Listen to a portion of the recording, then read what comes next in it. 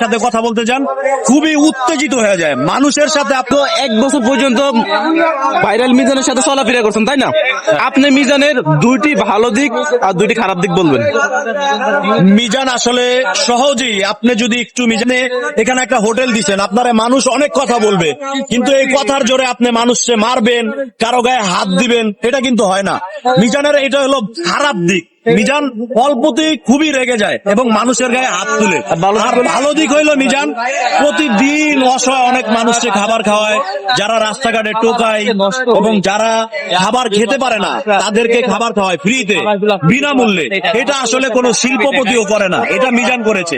এটাই মিজানের ভালো দিক। এই যে জহির ভাই, কিছুদিন আগে আমি আপনার ভিডিও নিয়েছি, তাই না? আপনি মিজানের পক্ষে কথা বলছেন। হ্যাঁ, অনেকে কমেন্টে বলে আপনি নাকি মিজানের দোকানে ফ্রিতে না খাওয়া, ফ্রিতে মানে ওই দিন আপনি ফ্রিতে খাইতে পারেন না, সেই জন্য আপনি এই কথাগুলো বলছেন। আমি ভাই মিজানের দোকানে কোনো দিন ফ্রি খাই নাই, কেউ বলতে পারবো না। আমার এইসব স্বভাব নাই, হয়তোবা যারা আমাকে চিনেন তারা বুঝতে পারবেন আমি ফ্রি খাই না।